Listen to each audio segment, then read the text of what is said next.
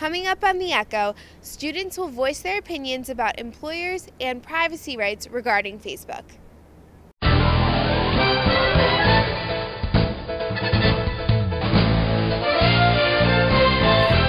Welcome back, Loyola, to another episode of The Echo. I'm Beairshelle Tity. And I'm Katie Bigley. Like always on The Echo, we'll tell you everything you need to know about what's going on around campus, in Baltimore, and all over the nation.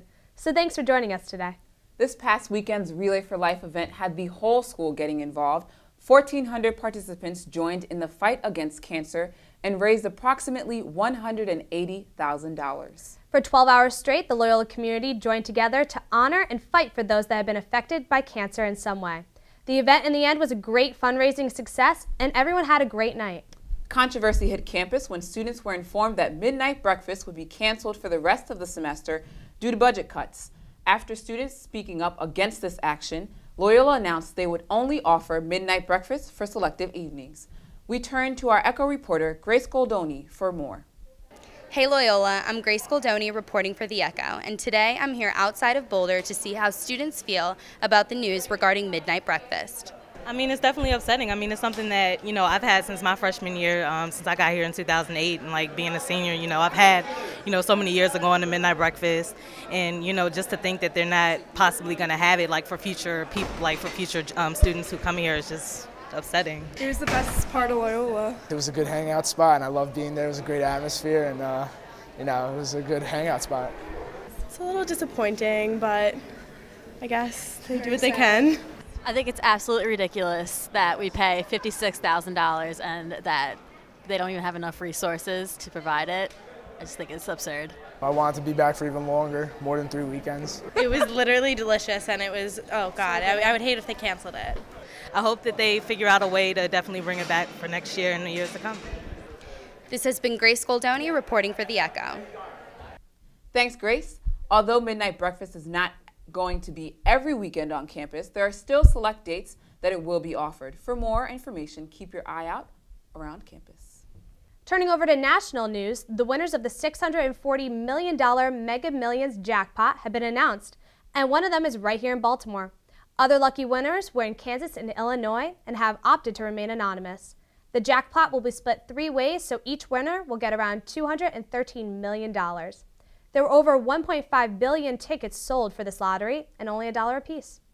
The Maryland House of Delegates is working on a bill that would forbid employers from forcing job applicants to give up their passwords to any social media websites. The sponsors of the bill said an employer can still search online for information about a worker, including looking at a Facebook wall or a Twitter page, but no one should be forced to offer up their privacy. We went to the Quad to find out how Loyola students feel about the possibility of giving up their passwords to employers.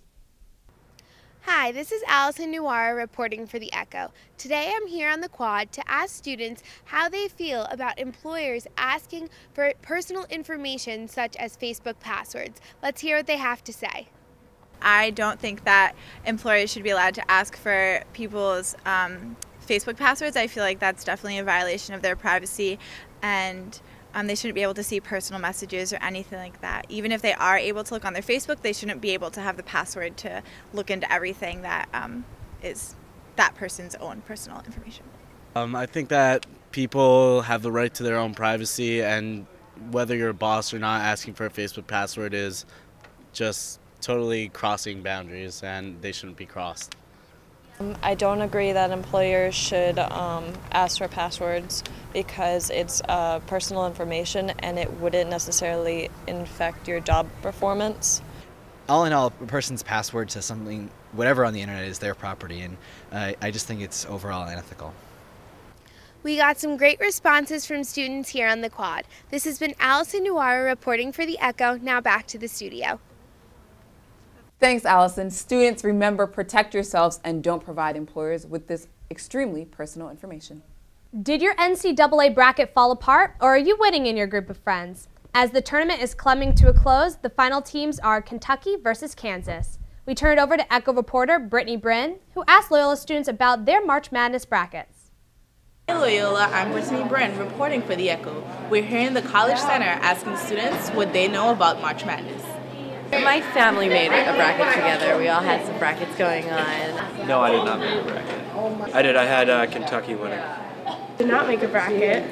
Bracket. We had, I think, Kentucky going all the way in one, and Carolina going all the way, even though I wanted to put Indiana. Bill, Kansas, Ohio State, and Kentucky.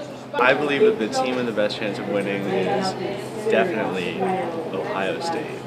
Loyola lost to Ohio State, which is below me. It seems like students know their stuff about basketball. I'm Brittany Bryn reporting for The Echo. Now back to the studio. Thanks, Brittany. As the upcoming year is coming to a close, positions for the upcoming student government have been filled. Students elected for these positions have the responsibilities of being the voice of their class. Echo reporter Caitlin Higgins talked with next year's junior class president, Claire Cummings. Hi, this is Caitlin Higgins reporting for The Echo. I'm here today with Claire Cummings from Student Government Association to find out a little bit more about what SGA offers on campus and what we can expect to see from them moving forward. Currently, I'm on the sophomore assembly for SGA, and next year I will be co-president with Candace Ibarra, who's also a sophomore. So we look at different issues as they come up throughout the year. It's made up of an assembly and the Senate. The Senate works on the policy and the law-making constitutional part of SGA, and assembly is more geared toward the event planning, so each class has an assembly. Obviously, I'd like to encourage everyone to go out and run for SGA or become a part of it. It's a great way to get connected with the school. Thank you so much, Claire, for helping us learn a little bit more about what SGA does. This has been Caitlin Higgins reporting for The Echo. For more, check out greycomm.tv. Now back to the studio. Thank you, Caitlin. The Loyola AIDS Awareness Coalition will be holding a fundraiser on Saturday, April 21st called Lose the Shoes, Kick AIDS in Africa. The money raised from the tournament will go to an organization called Grassroots Soccer, which utilizes soccer as a catalyst to educate young people in Africa about AIDS. The children in these programs have witnessed AIDS firsthand and are fighting against stereotypes and working for the end of AIDS. This soccer tournament will take place on our turf field on campus and will be a day-long event starting at 9:30 a.m. It will cost $10 a person to register, and you can register online at inside.loyola.edu. And with that, we wrap up this episode of The Echo. I'm Katie Bigley. And I'm Beairshelle Tity. Have a great Easter break, Loyola.